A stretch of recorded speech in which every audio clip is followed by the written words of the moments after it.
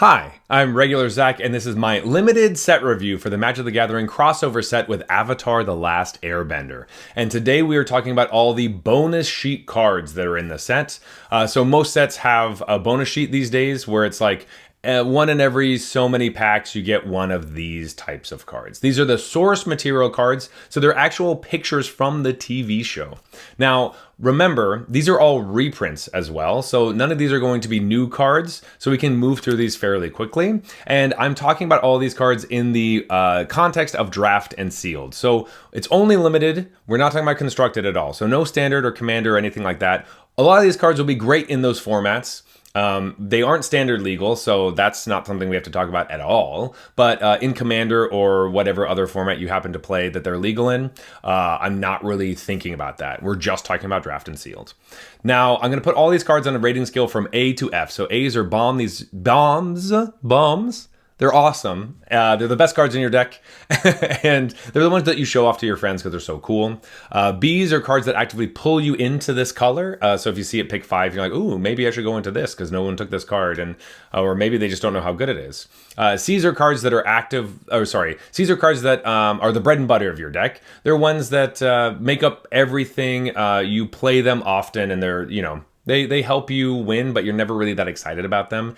These are cards you actively hope are not in your deck. You try your best not to play them. And if you happen to be low on cards and you have to play a D, you're like, oh man, geez, I don't know what's going to happen here. I'm kind of nervous. And then Fs are cards that don't work at all. There's a lot of Fs in this kind of sheet just because they're just reprints. So a lot of them really don't fit in the draft form at all, but they might be flavorful. Or just like a well-needed reprint. That's kind of what this thing is for. So we won't see these in every single pack. So if you just happen to see them in your draft or your sealed pool, hopefully this video will help you know how to evaluate them. So we're going to start off. Oh, the other thing I wanted to say before we even get started is that there is one card. There are 61 of these. So there's one card per episode of the Avatar: The Last Airbender TV show. So 20 for book 1, 20 for book 2, and then 21 for book 3. And I've decided that instead of going through by colors, we are going to go through by the book chapters. So we're going to go through the entire series from start to finish, looking at the cards in order, and just as a fun, it's just for fun. It's a fun way to kind of look at it.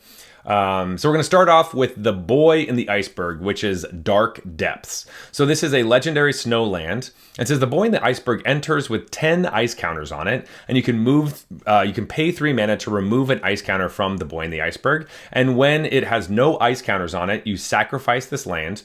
If you do, you create Merit Lage, a legendary 2020 black avatar creature token with flying and indestructible.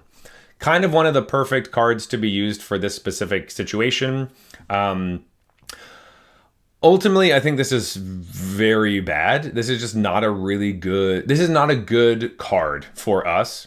The first thing that you kind of want to notice is that it doesn't really tap for mana, so that kind of sucks.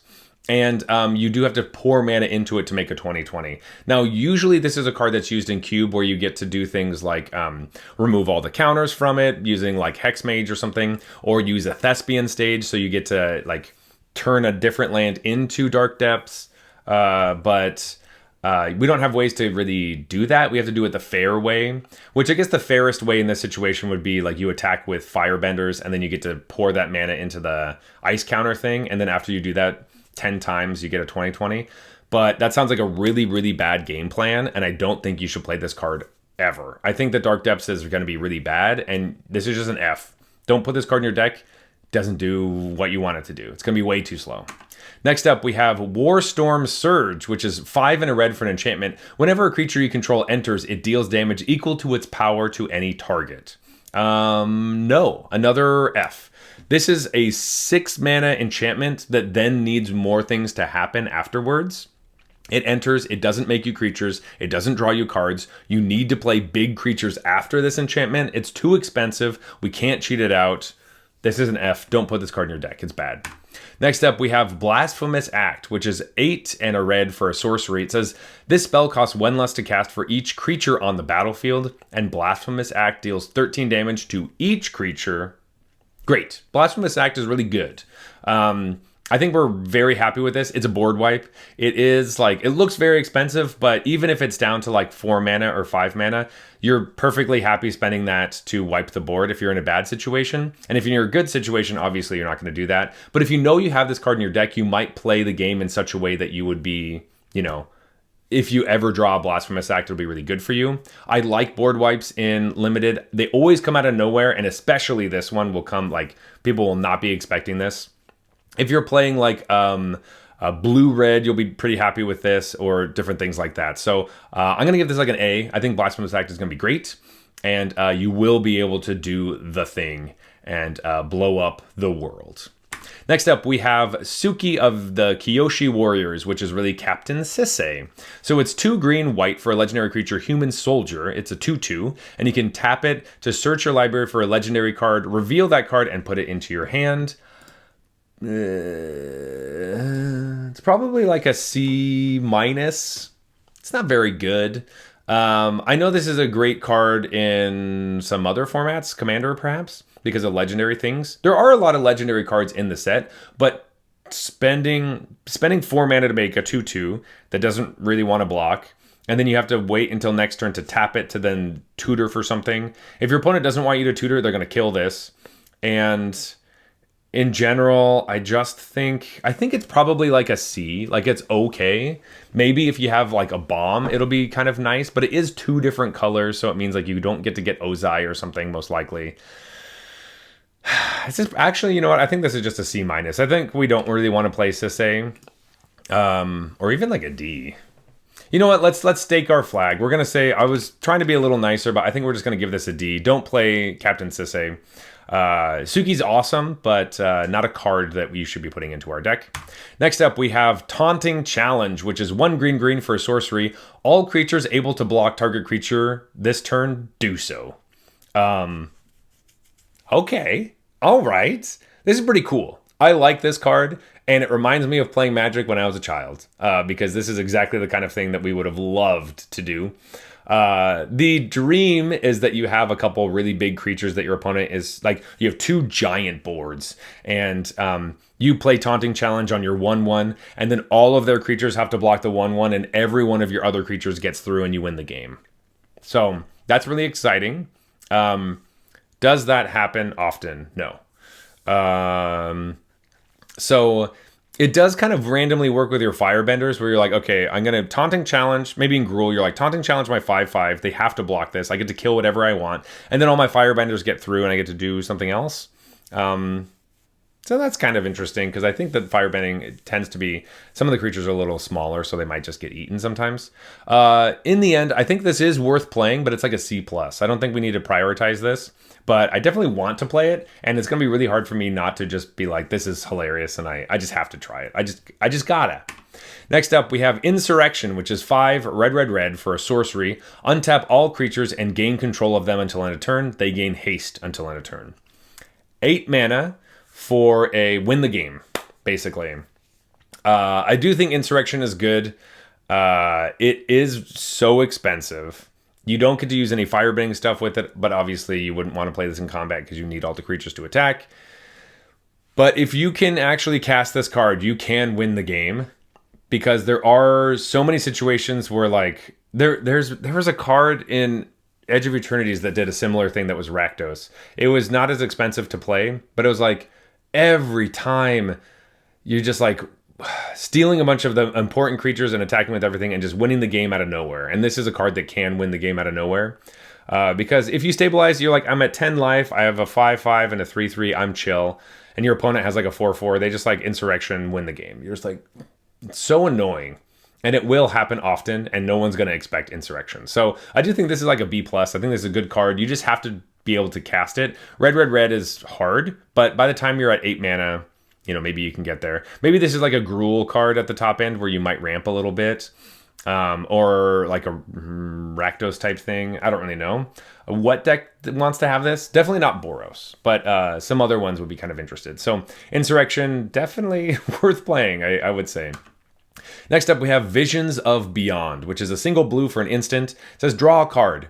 If a graveyard has 20 or more cards in it, draw 3 cards instead. Visions of Beyond is just air, so it doesn't really do anything for your deck. I think that Is It Spells does actually care enough about this type of card where you would be like, I want a mass amount of instants and sorceries in my graveyard, so spending a blue to just get an instant in my graveyard and got a new card is great. And I doubt anyone's going to have 20 cards in their graveyard because that's half of your deck. So even if especially if it's you, if you have 20 cards in your graveyard, you might be a little worried about drawing 3 cards because you might run out of cards soon and lose the game. And we're not really milling our opponents. But using this as a cantrip that's literally just in Is It decks, I think this is like a C to like maybe, I think just literally a C. Because you will want to play it because you want to have instants and sorceries. You want to cast things. This is exactly the type of air that we're looking for.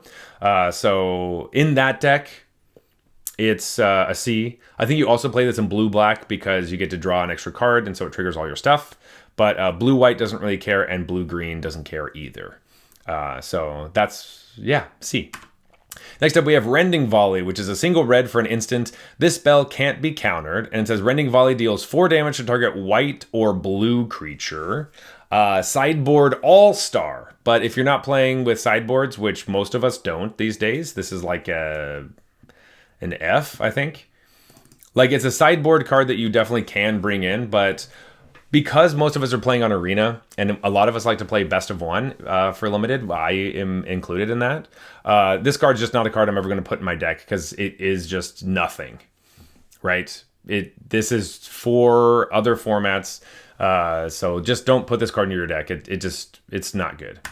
Next up, we have Dockside Extortionist, which is 1 and a red for a 1/2 creature goblin pirate. It says when this creature enters, create X treasure tokens, where X is the number of artifacts and enchantments your opponents control. So this is obviously a banned and all-star card in Commander. Spoiler alert, I don't think that they're going to unban this card because it was reprinted. This card was decided to be printed way before the ban actually happened. So sorry to everyone out there. I don't know if that's a hot take or not, but it's not getting unbanned from Commander.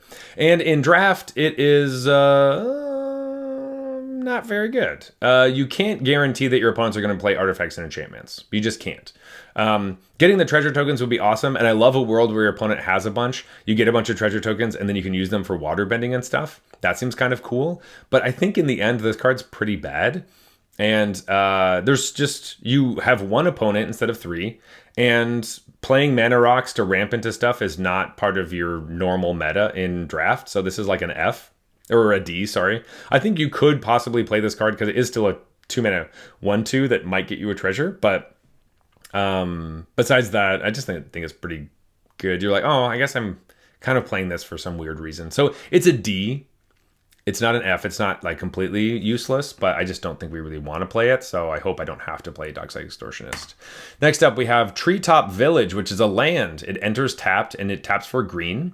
And you can spend 1 and a green, and it says this land becomes a 3/3 green ape creature with trample until end of turn. It's still a land.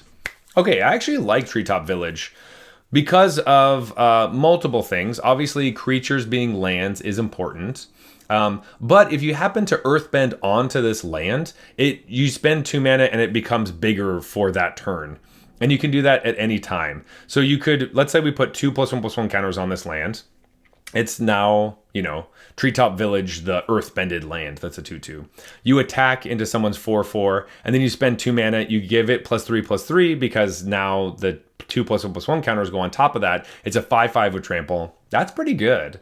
It does enter tapped, so that's kind of a huge bummer. I don't really like lands that enter tapped if they're not fixing my colors, but I think this is like a C. I think this is like a C or maybe even a C+. Let's be nice and give it a C+, because I think that sounds like a lot of fun to be able to do that little earthbending trick. Cool card. I just love when random little things come into these. These bonus sheets are always so much fun. They're either like pretty great or horrible, which is just, I just love it. All right, next up we have Sunbaked Canyon, which is a land. You can pay 1 life to add red or white, and you can pay 1 mana, tap it, sacrifice it to draw a card. Sure. Sunbaked Canyon is good. It's an untapped Boros source And you would probably want to play this in Boros just because your other fixing lands are all tapped or filters. So yeah, this is like a C+. I think I would definitely play this. And if you're playing Boros, you don't tend to care about your life total that much. So paying 1 life doesn't matter, and getting a card is really important. So all of those things wrap together into a C+ for Baked Canyon. Obviously play this in Boros, and obviously not in any other deck. Next up, we have Aang's Shelter, which is Teferi's Protection. It's 2 and a white for an instant. Until your next turn, your life total can't change, and you gain protection from everything. All permanents you control phase out, and you exile Aang's Shelter. So Teferi's Protection is an amazing card in Commander, right? This is like a pretty expensive fog effect. Like it's 3 mana for essentially fog in our format. Or like if someone tries to kill a really important card that you have, you spend 3 mana and you disappear for a while. I think you could play this card. Like I don't think it's bad. But it's probably closer to like a C to a C minus, where it's like the effect of your opponent's attacking with everything and you phase out for the turn is okay, but it is 3 mana and you have to hold up the 3 mana all the time. And I think it's going to lead to frustrating situations where like you're not often going to have the thing where you're just going to straight up die. It doesn't draw you any cards. It just kind of buys you a turn. So maybe it's kind of like a time walk, but not really.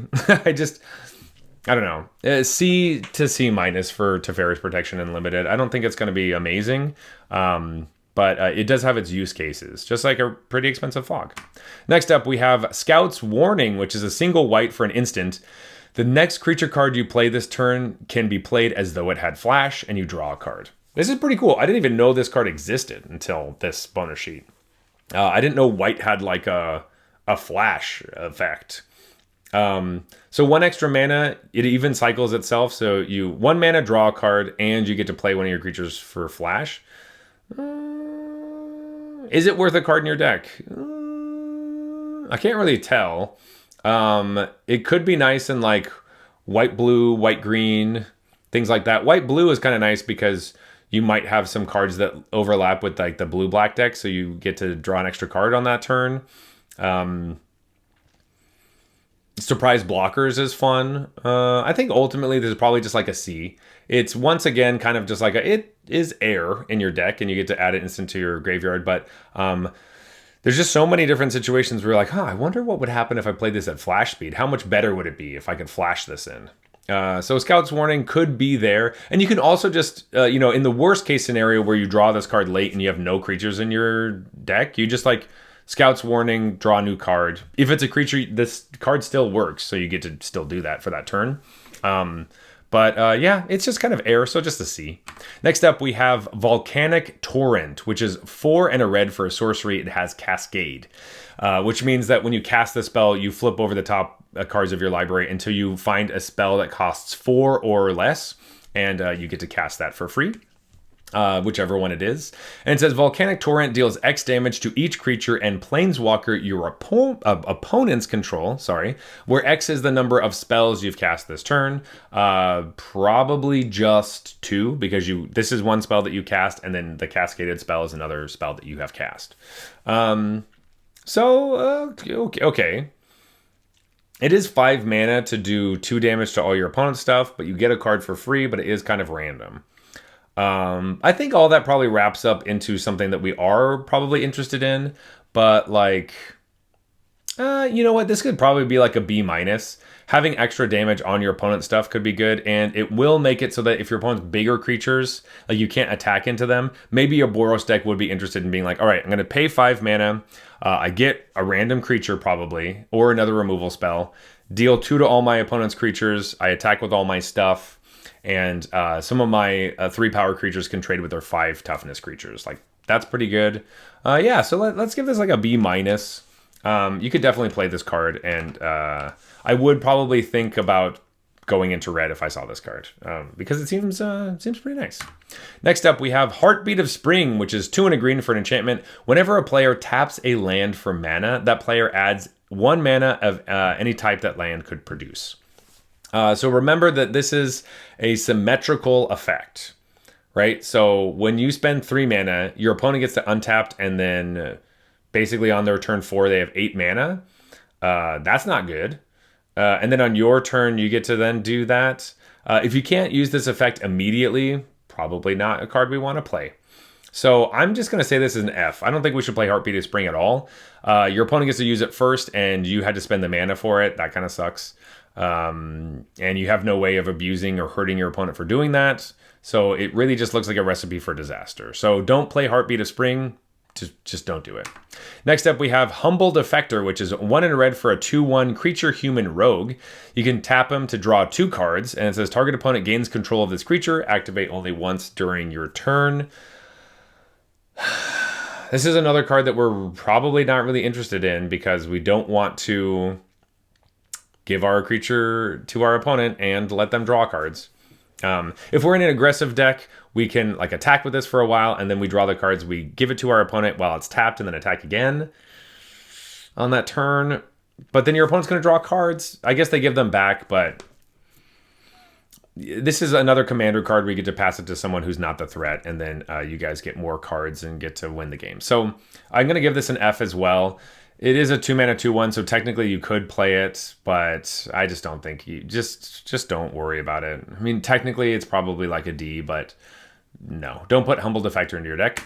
Next up, we have the Mechanist, Tactical Tinkerer, which is Lita, Mechanical Engineer. It's 2 and a white for a 3/3 legendary artifact creature Artificer. That's Vigilance. It says that at the beginning of your end step, untap each other artifact creature you control.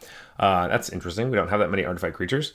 But then it says you can pay 3 and a white and tap it, create a 5/5 colorless vehicle artifact token named Zeppelin with flying and crew 3. Okay, so you have a 3-mana 3/3 Vigilance that pays, you can spend 4 mana to make a 5/5 crew 3, which means you would need to crew it with this card or something else, obviously. At least it crews it, which is kind of nice. And then at your end step, you get to untap all your Zeppelins again, but not a card that's crewing it. So that's kind of annoying. Ultimately, this kind of looks like a 3-mana 3/3 with some random upside, but a 5/5 flyer crew 3 is not a great vehicle. It's pretty expensive. It's hard to crew. I'm going to give this like a C, because a 3-mana 3/3 Vigilance is like a C. So this has some minor upside, but I don't think it's... Or I guess 3-mana 3/3 Vigilance is more like a C- to like a D, but like this has some upside, but I don't think it's great. I don't think it's a good card. I don't think we want to go into white because we have this. It just might fall into your deck randomly, and you're like, I guess I do get to do some things, but it makes tokens. They're just hard to use tokens. Next up, we have Training Grounds, which is a single blue for an enchantment. Activated abilities of creatures you control cost 2 less to activate. This effect can't reduce the mana in the cost to less than 1 mana.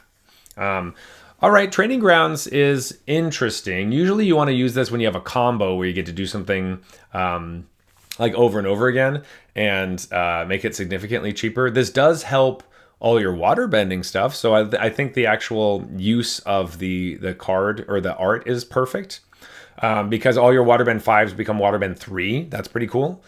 But ultimately, do we really care that much about this card? Probably not. It's like a D. Where like it has some use cases, but I don't think we're really... we're not really looking to put this card into our deck. I would be very surprised when I see this in deck lists. Next up, we have Mystic Remora, another card I'd be surprised to see. It's a single blue for an enchantment, cumulative upkeep 1.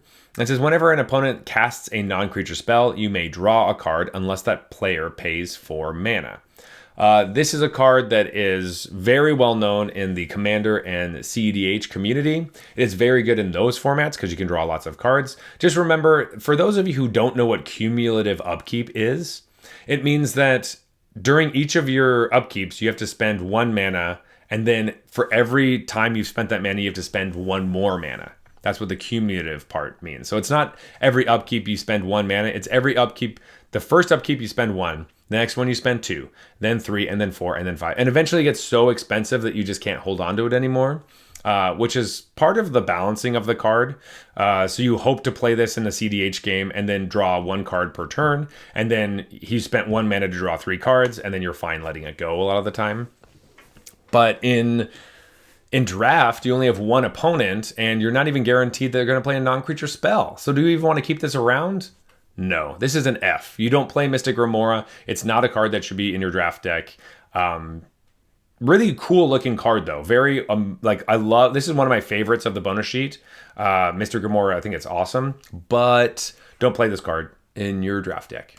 Next up, we have Imprisoned in the Moon. It's 2 and a blue for an enchantment aura. Enchanted creature, land, or planeswalker. Enchanted permanent is a colorless land with tap, add colorless, and loses all other card types and abilities. This is obviously poor Sokka. His first girlfriend turns into the moon. It's so sad. What a random thing for like, you don't really expect when you fall in love with a woman that she's gonna turn into the moon. That still makes me laugh every time. But it is sad for him. In Magic, this card was reprinted in one of our, I think, master sets or something as a uncommon, and it's not a good card, not a great removal spell. It does hit lots of stuff, but it's not good. So this is like a C-. You could play this card, but I'm not going to be like, oh, sweet, Imprison in the Moon. Like, it does get rid of things, but it does ramp your opponent as well, and I don't like ramping my opponent. I like destroying their lands. I don't like giving them lands. That's not it. It's not what we want to do. So C for Imprisoned in the Moon. Next up, we have Lightning Bolt. It's a single red for an instant. Lightning Bolt deals 3 damage to any target. Boom. That's a B. Lightning Bolt's just great. It does the things that you want it to do. It's super cheap. It goes face. It's great. B for Bolt. Always great. Next up, we have Fabled Passage, which is a land.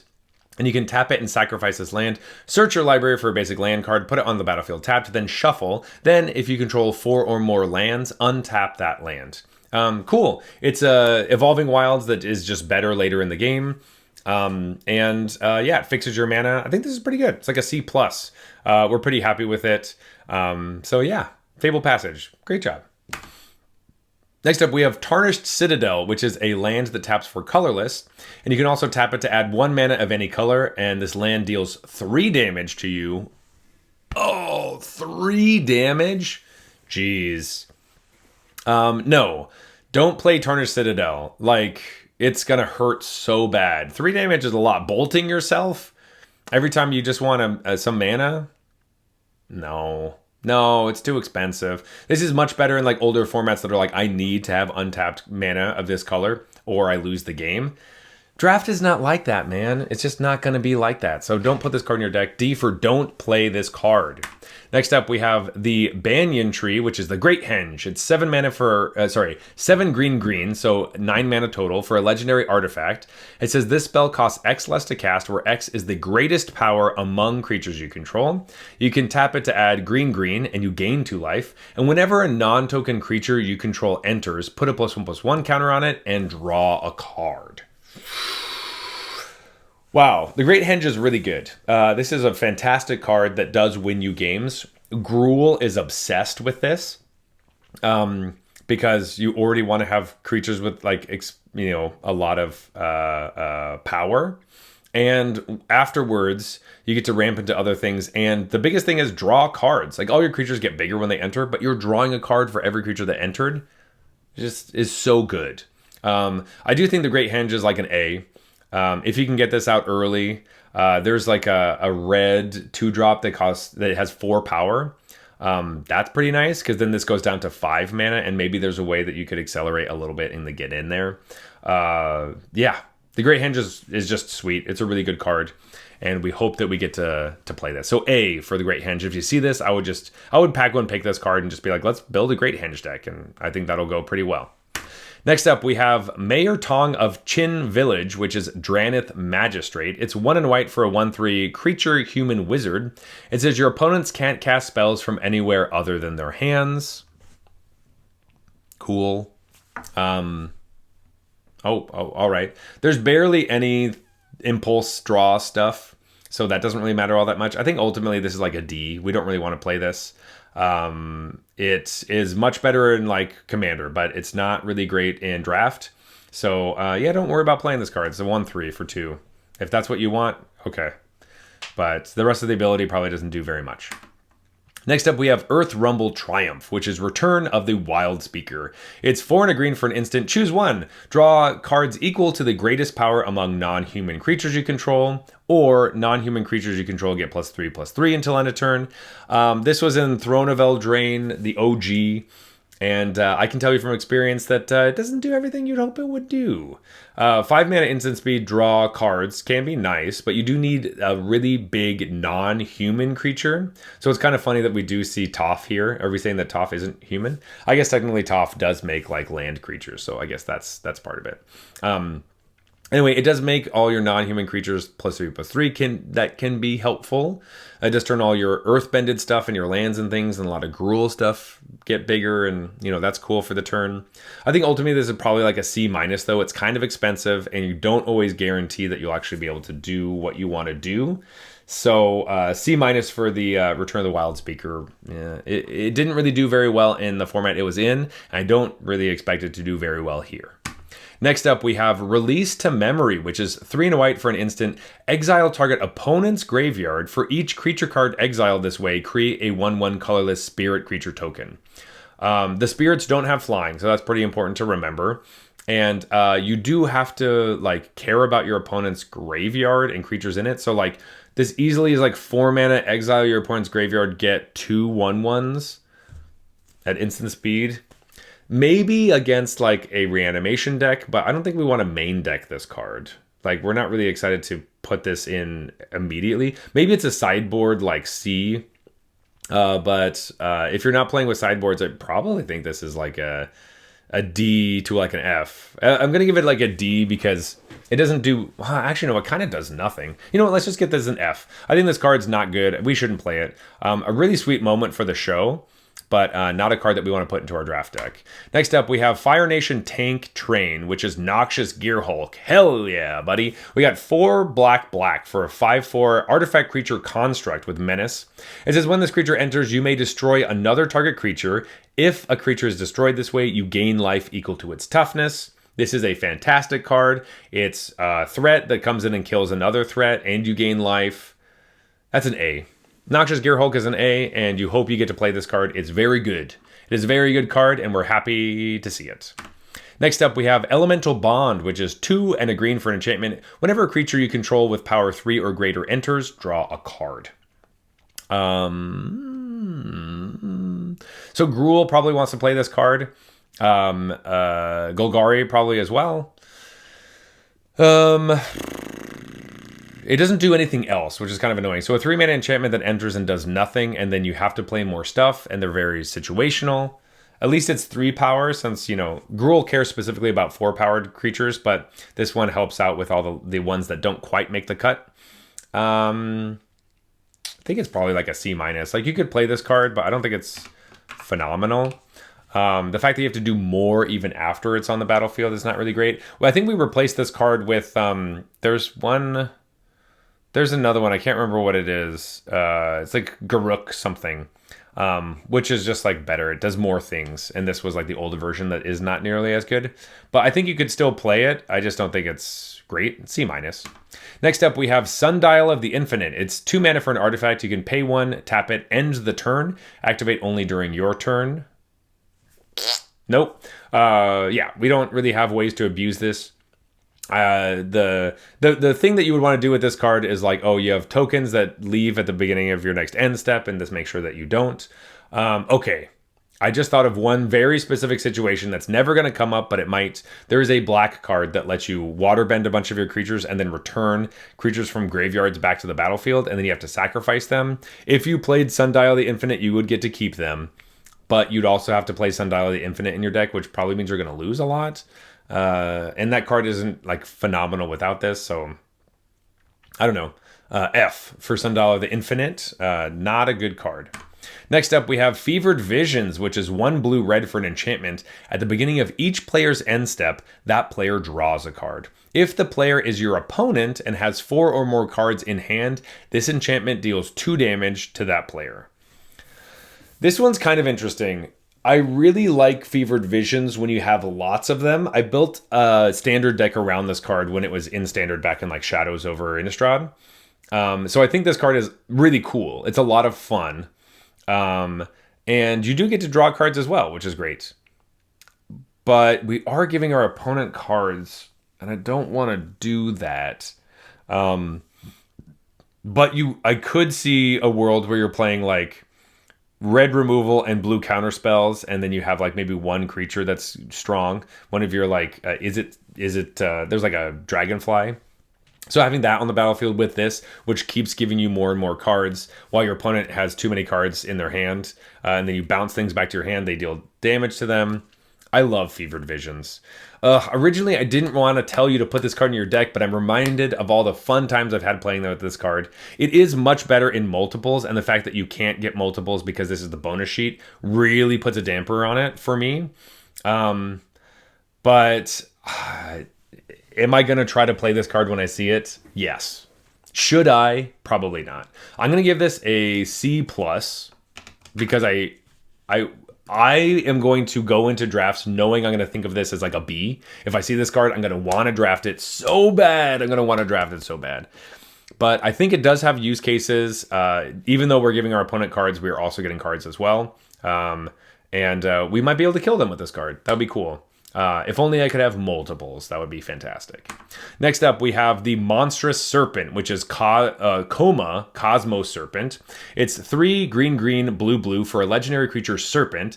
It says this spell can't be countered, and at the beginning of each upkeep, create a 3/3 blue Serpent creature token named Coma's Coil.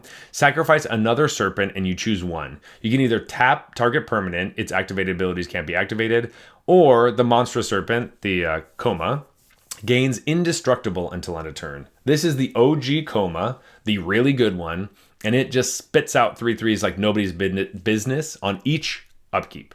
So during your opponent's turn, you spend 7 mana to play the 6/6. Your opponent's turn starts, you get a 3/3. Immediately you're protected, right? It can't be countered. It's really hard to deal with. It's super strong. It is just so brutal. I don't see how you cast this card and don't basically just win the game. It can be exiled, and we do have like a common exile spell with like Zuko's Exile, but we're probably not going to be running into that often because it's not an amazing card. But Coma is an amazing card. A+ for Coma. This card wrecks. It's so good.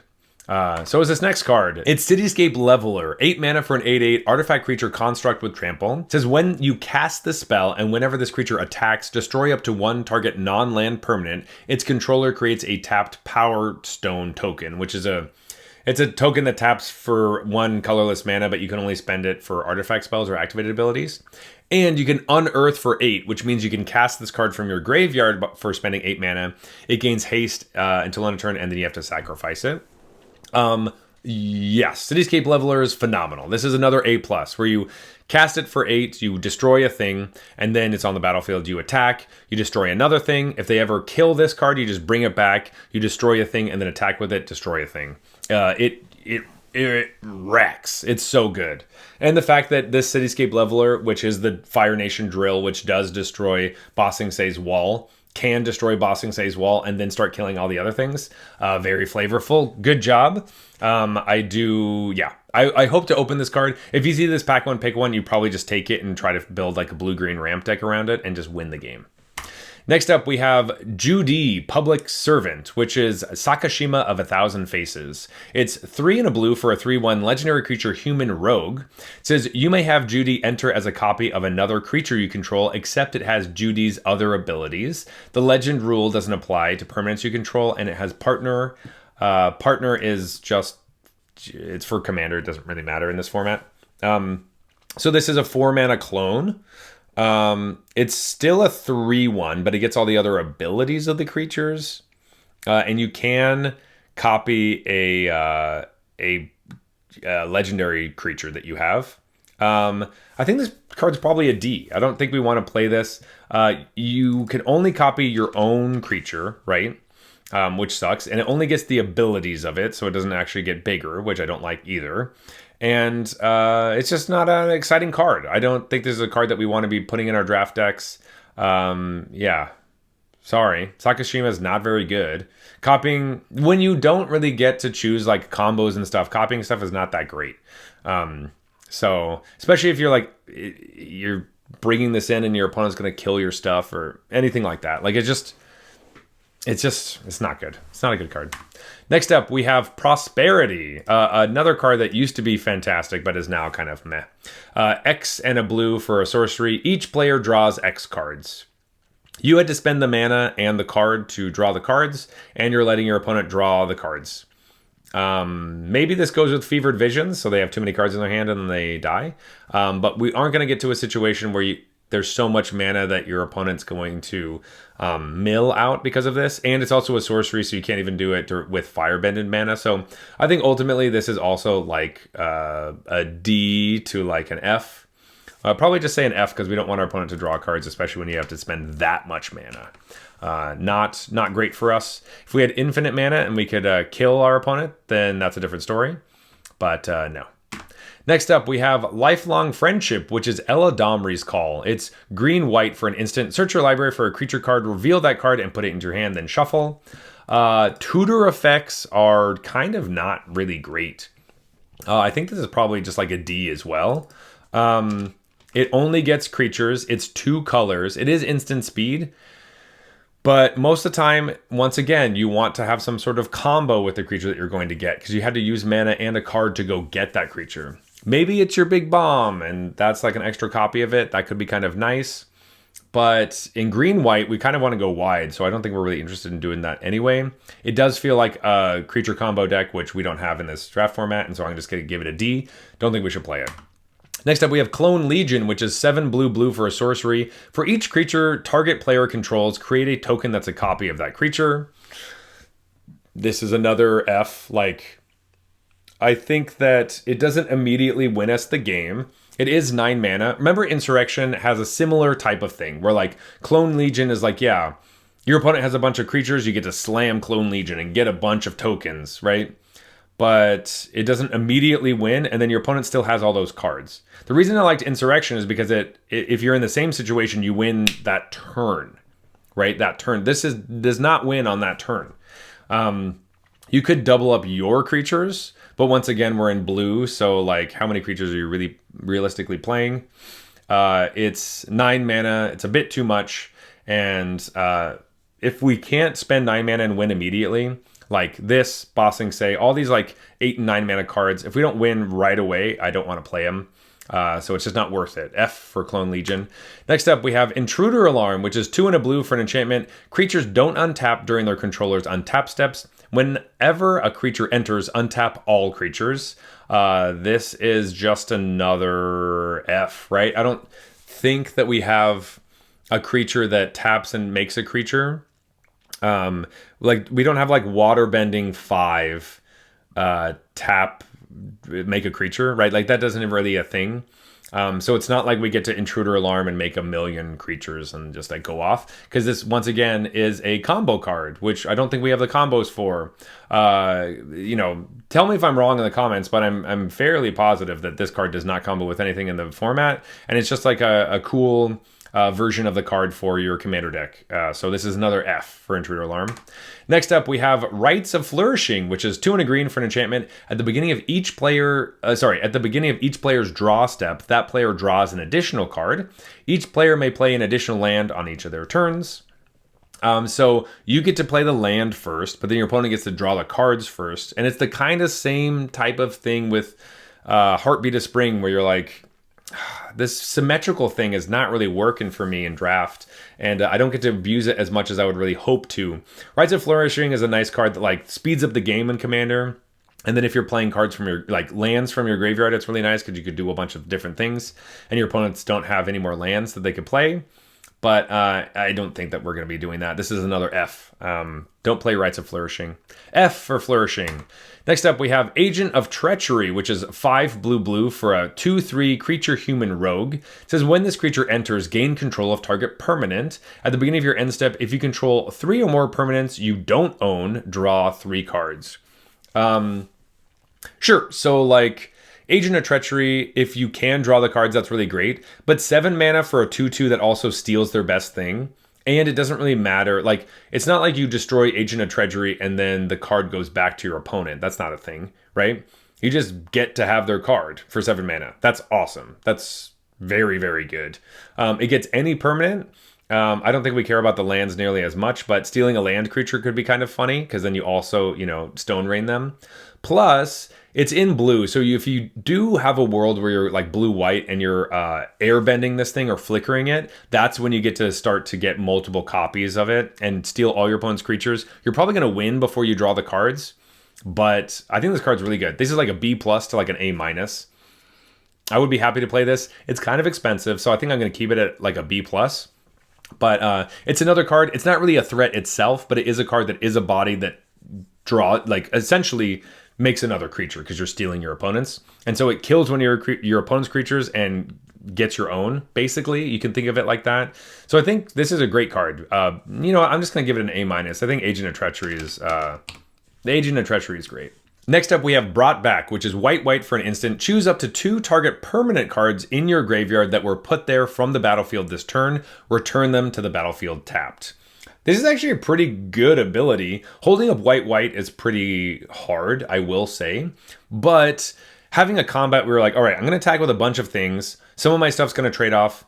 And some of it just gets like eaten. And then I get to spend 2 mana, return the best things back to the battlefield. And the board got cleared a little bit so I can push in more damage. That's definitely a thing that white would want to do. As well as if you're playing like blue-white and you're holding this up. If they try to kill some of your flyers, you get to bring them back. I don't know. There's a lot of cool things going on with this card, and I think it gets like a B-. Like it's you get to redo all your ETBs and all that kind of stuff. Brought Back seems great. I like this a lot. I haven't really seen this card ever. I didn't even know this existed. So I'm really happy that now I know all about it. Next up, we have Join the Dance, which is green-white for a sorcery. Create 2 1/1 white human creature tokens, and it has flashback for 3 green-white. This is exactly what the... this isn't exactly what the green-white deck wants to do, but because they're not allies, but it does make creatures, and you get to flash it back, which means it's pretty good. And it performed quite well in its own right. This card is a card from Innistrad Midnight Hunt, and it did pretty well. So I'm going to give this like a B-. I think this card will be good, and if you're in green-white, you'll be very happy to play this card. And if you see it going around, you're like, ooh, okay, that's actually a pretty nice card. Next up, we have Shattering Spree, which is a single red for a sorcery. You can replicate it by paying red, which means you get to make copies of this spell on the stack. And it says destroy target artifact.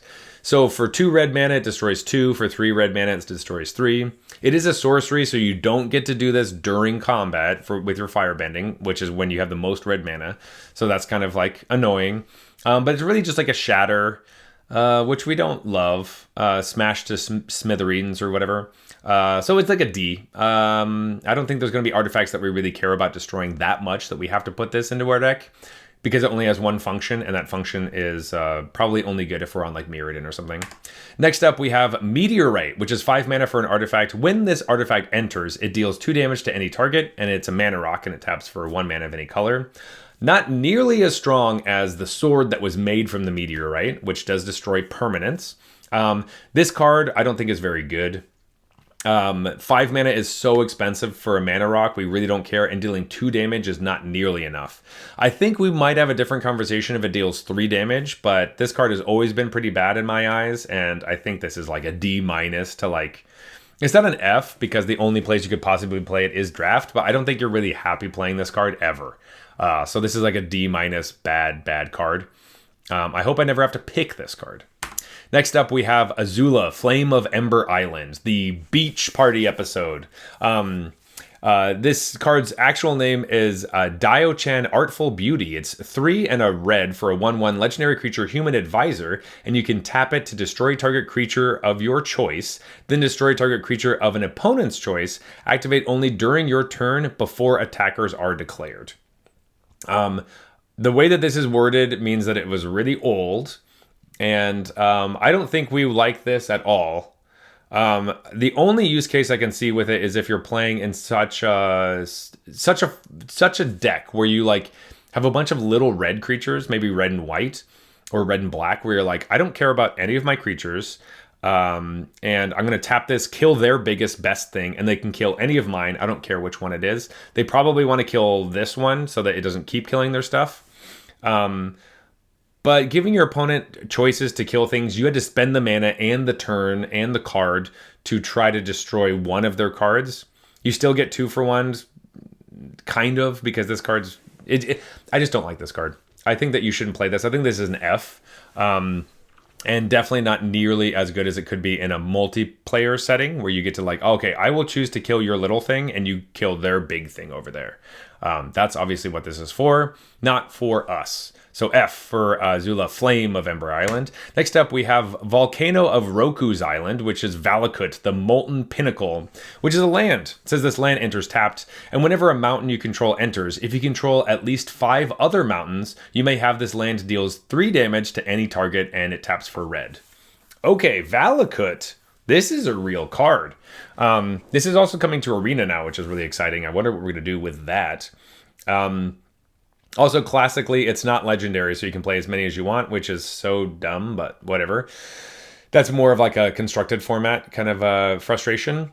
But this is a real reason to play mono red. Like we have, I think of the mono spells that are uncommons, the red ones are least favorite, but this card is like, okay, now we just kill our opponents and we win. I would definitely want to play this card. If we saw Valakut, I'd be like, this is like a B for sure, or like a B+, where I'm like, yeah, I'm actively moving into mono red now. I want to play mono red because I have Valakut. It's worth it. Let's go for it. Yeah, this card's sweet. It is obviously better if you can search it up and do all that kind of stuff, which we can't. But that's okay. I still want to play Valakut. I like it a lot. I think it's good and strong, and it burns people's faces. Next up, we have Bribery, which is 3 blue for a sorcery. Search target opponent's library for a creature card and put that card onto the battlefield under your control. Then that player shuffles. So how good is Bribery in Draft? This feels way better in a format where you know they're trying to cheat out big things. Like a sideboard card where you're like, okay, well, they're trying to natural order or they're trying to like sneak attack or something like that. You play Bribery so you can go get their thing first. But in Draft, it's like, I don't know what their best card's going to be. Like, if you play Bribery against a Boros deck, how happy are you? You're probably getting like a 3-mana 3/3. Like, that's not good. You're probably happy against Gruul. And Golgari, you're probably happy. But I think most of the decks, like, taking a card out of their deck to play is not nearly as good as taking it out of like their hand or the battlefield. Because the battlefield, like Agent of Treachery is good because you get to steal the thing that they had that was really good that's on the battlefield because they spent mana for it. This, you only spend mana and you don't know what their best card is. Like this feels like a sideboard card. I think this is probably like a D. Like we don't want to play Bribery. It makes me really nervous. 5 mana is a lot to then maybe whiff, right? Or like not fully whiff, but just not have something that's amazing, really worth the 5 mana, right? The curves in limited are going down and down and down. So like they might have like 1 or 2 5-drops or 5 or 6 drops. And what if they're in their hand? What if they're on the battlefield? You're stuck with like a 3-drop or a 4-drop? That could suck. So I'm going to say D for Bribery. Next up is Bloodbender's Rise, which is actually Blood Chief Ascension. It's a single black for an enchantment. At the beginning of each end step, if an opponent lost 2 or more life this turn, you may put a quest counter on this enchantment. Whenever a card is put into an opponent's graveyard from anywhere, if this enchantment has 3 or more quest counters on it, you may have that player lose 2 life. If you do, you gain 2 life. Okay. Blood Chief Ascension's pretty strong. If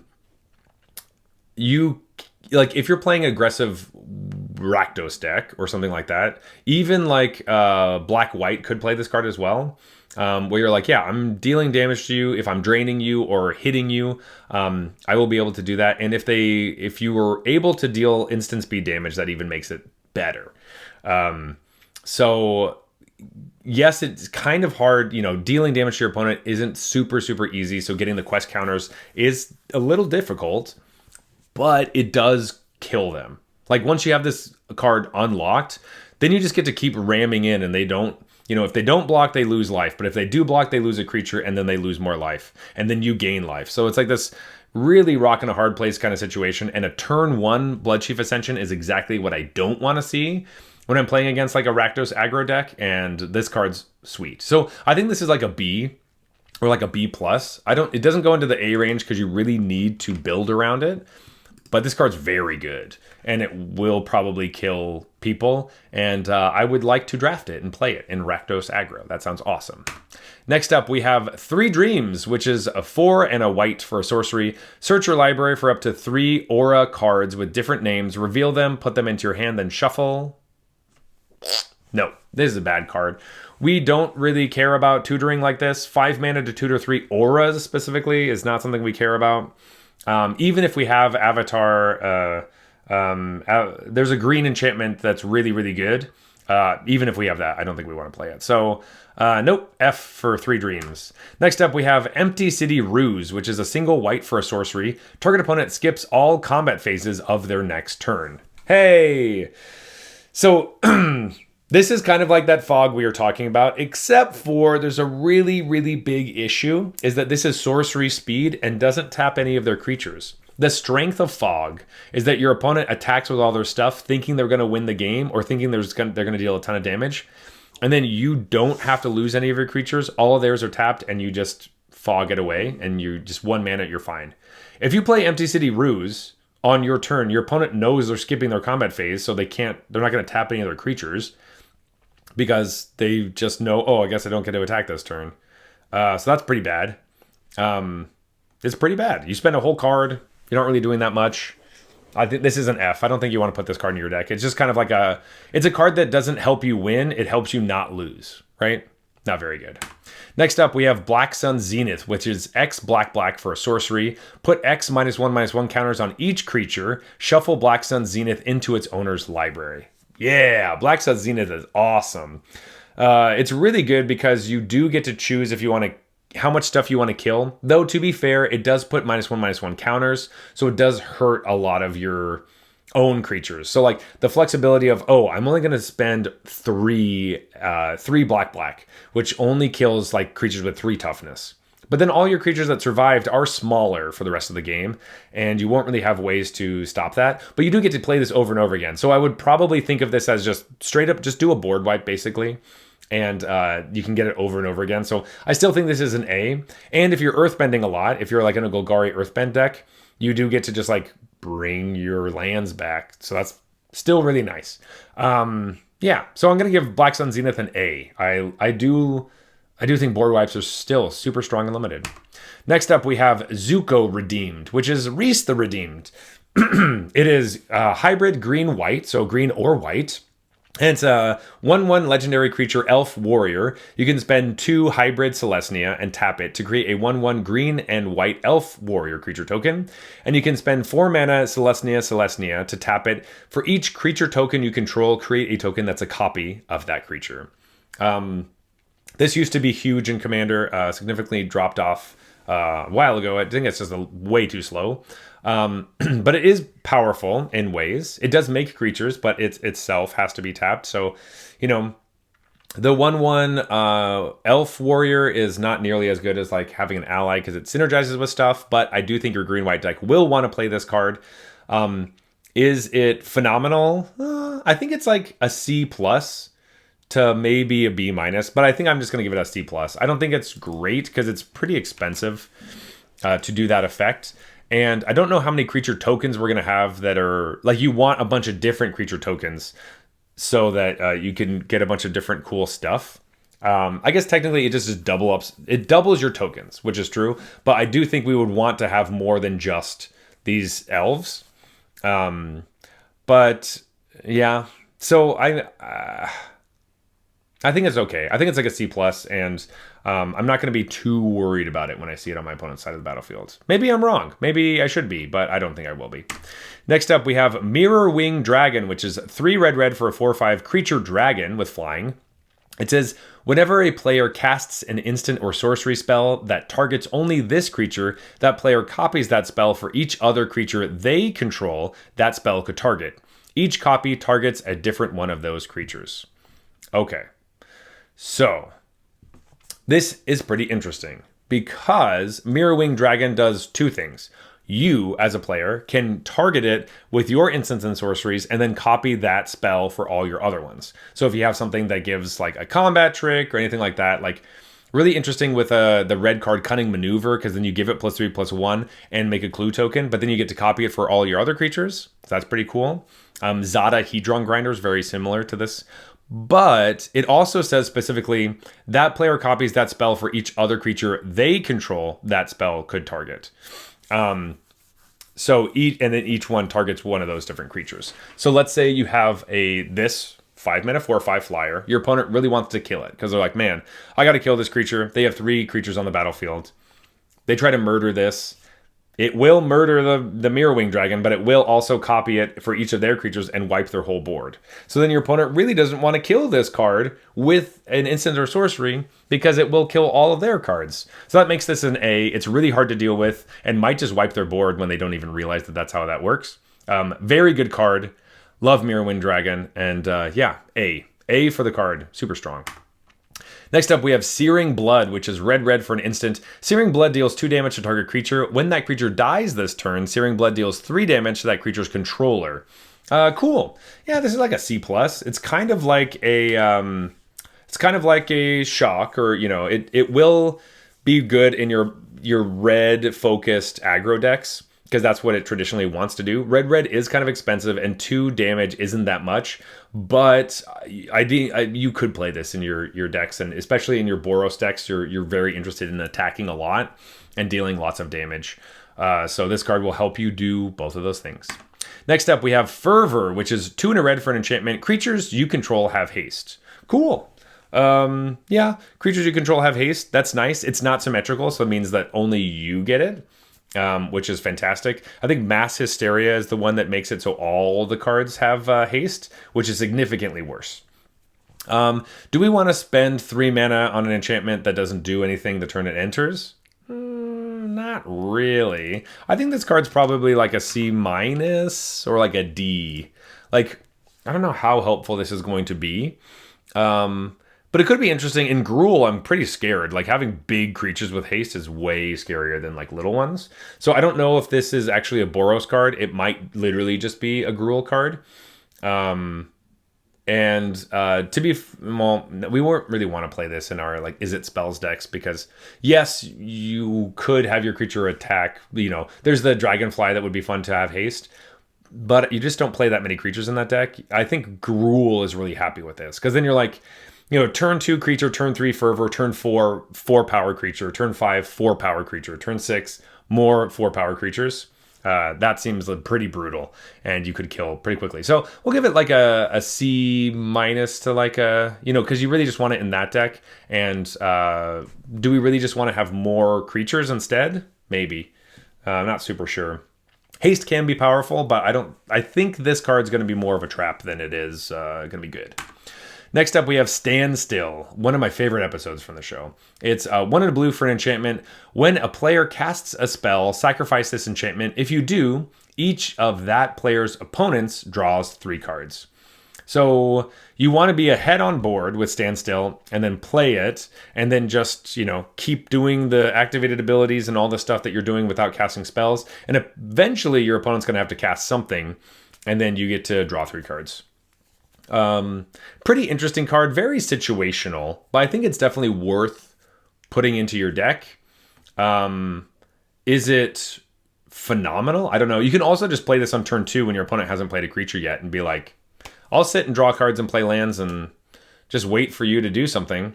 I'm going to give this like a C+. I think Standstill could be really good and pretty great in blue-black. Seems to be where you'd want to fit it the most. You just have to make sure that the board is in a good spot before you start the Standstill. Next up, we have Clone, which is 3 and a blue for a 0/0 creature shapeshifter. It says you may have this creature enter as a copy of any creature on the battlefield. All right, so Clone, I don't like Clone effects that much, but this one is expensive because it's like the OG Clone. It's 4 mana, but it does copy the best thing on the battlefield. So that's really important. The fact that you can get whatever is the best thing as opposed to only one of your creatures makes this much better. But I'm still going to give this like a C to like a C minus maybe. Yeah, like on an empty board, it literally is just sitting there waiting for your opponent to do stuff. And so many creatures gain value when they enter that, like, sure, you might be able to get it too, but your opponent still got a lot out of it. And, you know, it's like a C minus level card. I don't love clones. I just don't. Next up, we have Cruel Tutor, which is 2 and a black for a sorcery. Search your library for a card, then shuffle and put that card on top. You lose 2 life. No, we don't want this card. This is card Disadvantage. 3 mana, sorcery speed. So this is Vampiric Tutor, but sorcery speed. Like 3 times as expensive. And you don't even get to draw it? No, this is bad. Don't put this card into your deck. Tutors look really cool and strong, but they're not very good when they're this expensive. And they don't even go into your hand. Yeah, I don't like this card at all. F for Cruel Tutor.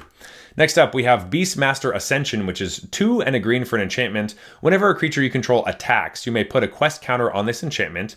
As long as this enchantment has 7 or more quest counters on it, creatures you control get +5/+5. So this, we love having quest counters in the set. There's so many of them. And this is another great one. You get quest counters every time a creature you control attacks. So that triggers on every creature that you control that attacks.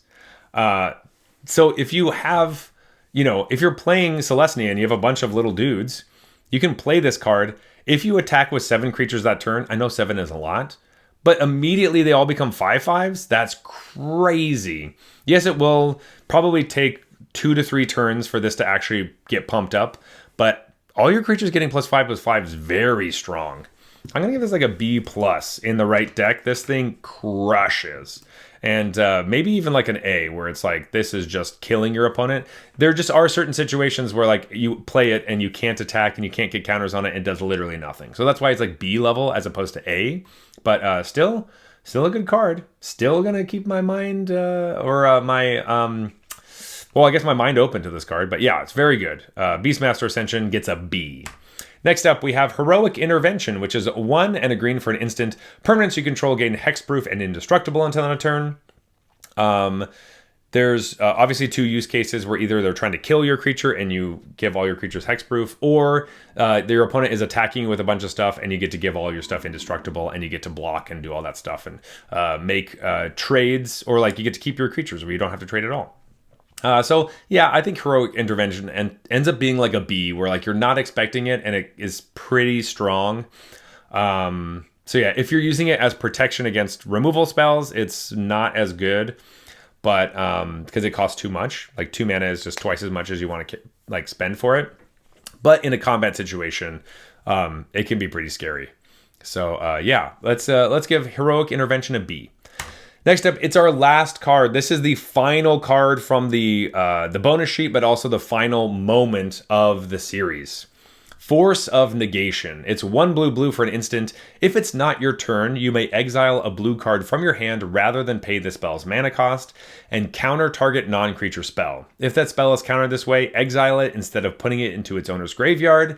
Force of Negation is an F for Force. Negate effects and counter spells that don't destroy, like don't counter threats, are bad. This is really good in Cube or older formats or Modern or things like that. That's where this card really shines. Constructed shines very strongly, but in Draft, we want to be countering our opponent's threats, not necessarily their combos, because there aren't that many, and their removal spells or their counters and stuff. We can't deal with like, we just don't have as much counter wars and things like that. It just doesn't happen. And so this card ends up being like a really bad cancel, where you really hope you don't have to exile a blue card from your hand, because either you might not have one because you weren't able to build your deck in such a way, or it's just not going to counter all the things that you hope it can counter. So funny enough that this itself is Force of Negation. We are watching Aang take the Fire Lord's bending away from him. But if my opponent's casting Ozai, I can't counter it with Force of Negation. So it will not, in fact, stop Ozai from taking over the board and winning the game. So F for Force of Negation. Anyway, folks, that has been all the bonus sheet cards from Avatar: The Last Airbender, the set. Let me know what you think about the different bonus sheet cards in the comments below. If I was completely wrong about any of them or I missed some use cases, I'd love to hear your thoughts. There are videos for all the different colors and all the different things. As I have said, what I think about every single card from the set. So check that out if you are interested. But anyway, folks, thank you so much for being here. Thank you for watching, and I appreciate every single one of you. Have a good rest of your evening, and I'll see you later. Bye.